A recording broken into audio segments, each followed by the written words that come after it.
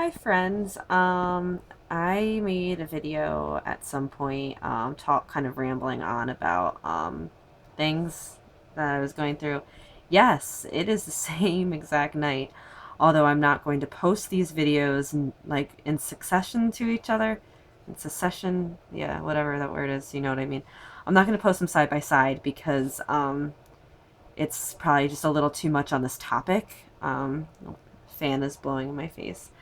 Um, but it is the same night, and I am trying to still sort of get some clarity about what's going on, and just talk more about this. Obviously, my favorite topic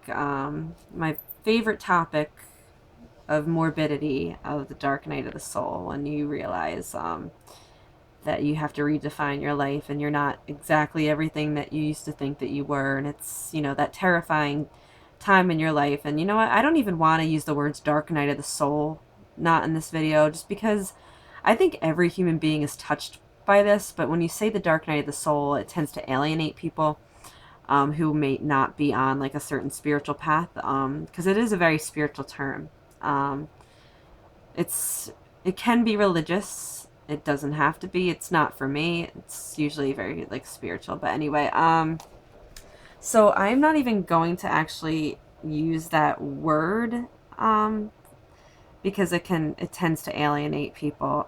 So instead of calling it some like deep dark name like the Dark Night of the Soul, instead of freaking everybody out, who doesn't really understand what that concept is, when your whole fucking life falls apart and you're that feeling when everything falls apart and you are kind of just like, what the hell do I do with myself now? And you exist, but you don't know why. And you're on Earth, but you really just don't get it, and you don't understand the point of anything. We'll say it's when your life I'm a quarter life crisis, or if you're older, midlife crisis, or if you're younger, a crisis of whatever sort. So quarter life crisis, I'll call it for me since I'm 24. Um, so yeah, it's I've just been obviously thinking a lot tonight because I can't sleep. So I'm kind of like awake but not. And I think I don't know. I just been thinking, and it's just musing on things. And for people who are going through really traumatic events in their life right now, and everything kind of seems like you kind of feel like you're stuck in a rut, you're stuck in a dead end, you don't know what to do with yourself, everything that you thought was real wasn't real. um, People, if you're dealing with a lot of shit in your life right now and you don't really know how to cope, I'm right there with you guys. You're not alone. I mean, technically, in a way, I guess we kind of all are, in a kind of sad way, but we're not. We are, but we're not. We are all connected to each other, and if you're going through some terrible crap, I am really sorry. But to get to my point, I just want to talk a little bit before I try to go to sleep for like the fifth time tonight. Just like when you are in that space where you're like your whole life has changed. Lots of doors have closed for you. Maybe you realize that the career that you chose isn't for you. Maybe you're experiencing a awful, awful, awful breakup or divorce or something that just kind of shatters your world. Maybe somebody you love has just passed away, and maybe you like somebody who didn't return your affections. Maybe you're broke and then like a lot of financial. Sorry, my computer kind of died on me. Kind of a lot of financial distress. And you are just at that place, that place that I think we've all been there before, just this kind of dark feeling of not knowing what's next, what's down the road. And I just want to talk a little bit about how scary that effing feeling is when you're in a situation that you don't want to be in anymore. You feel like you need to escape, but you don't really know. You feel like you have nowhere to run to, nowhere to go. You just don't really know what to do, and it's a really scary place because I mean, I always call it a dark night, but I'll go, with realizing that, that you are alive and how precious life is and how short and fleeting it actually is, and that how scary it is to realize that. And I've been thinking about it tonight and just how freaking terrified I am. It's just this feeling like you're here, you're on the planet, you have a body, I have a nose, I have eyes, I have hair, I've got a brain sometimes it's questionable. But like you know, you're here on planet Earth, and you know, you exist, but you don't really know why you exist. You feel kind of like you're just in this weird between kind of this in between state in your life. It's almost like you just, you know, doors have shut on you, and the new doors to your new life haven't opened yet. So you don't know what's beyond the next, what's around the corner. And it's extremely terrifying. And I just was thinking about that actually right now. I cheated a little bit. I have decided that I'm just gonna accept the fact that I'm probably not gonna get any sleep tonight, and so I have been going on the computer and reading good articles and going on YouTube and um, watching videos of what other people have described as their like challenging times in their life, and I think, and yeah, it is it's really it's hard. And yeah, I know, I realize my eyebrows look really screwed up. I don't really know why. They're just looking not good. They're looking shabby. But I have bigger fish to fry right now. But anyway, I'm obviously just rambling because I really don't know. Let me try to get on topic again. So you exist, you're on this planet, you're breathing the air, you have a body, you have obviously people in your life that you love, hopefully, and people that love you, and you exist, but you don't really know why. You just feel like you're here, and it's kind of this sense of meaninglessness, this purposelessness. Like, I'm alive, but I really don't know why, and why am I here, and what is the point of anything really? And just it is an extremely frightening space to be in when you realize that you're alive, but you don't exactly, and maybe you do have a life purpose, you have a mission, you know what it is, but it can be hard to reach that mission. But you don't know what you're doing in life, and it's a scary feeling, especially when you get to a place where there's no doors opening for you. Everything is just kind of shut. The lights have turned off, and you're kind of stuck in the dark, wondering what comes next. And it is an extremely frightening place to be at. I am obviously just rambling right now. I'm not actually trying to give advice. I just want you guys to know that if you're going through this, you're not alone. I'm going through this right now. There's plenty of people going through it. Um, I think there's so many people that are going through like really hard times, and like, you know, and I'll make a confession. I mean, I was in graduate school for clinical mental health counseling, and I quit because I was doing well in my program, and I really did love it. I actually really did love it. But a lot of things were going on in my life, and I needed like a mental health break. I needed to, regroup and regather. And I may or may not go back to that program, to be honest. And I think the big issue I love, and I mean, in undergrad, I lived, ate, and breathed psychology. I absolutely love it. It's a wonderful field, and counseling is a wonderful profession. And, to go into it, you have to have a lot of heart and soul. And I really respect counselors out there, because I got through half of my program before I was like, I don't think I could do this. It takes a lot of effort, a lot of heart.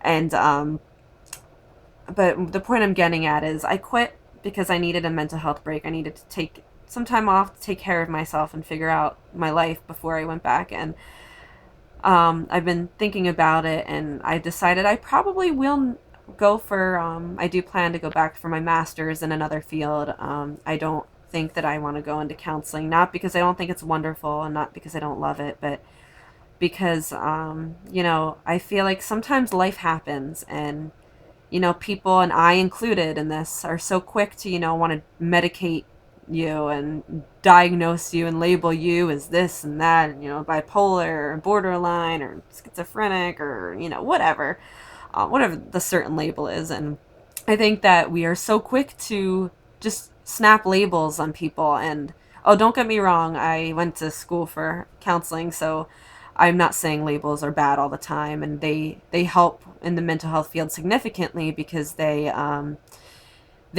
enable people to get on the right types of medications for them. They enable a certain counseling approach, a certain lifestyle. Don't get me wrong, I'm not bashing the DSM. I'm really not. But all I'm saying is that I kind of realized through the process that you know, it's so easy to kind of be in the doctor's coat and label people as, this and that and that and this. And to be honest with you, um, I've had to learn the hard way that not everything comes with a diagnosis. Not everything, you can't just kind of stick labels on people.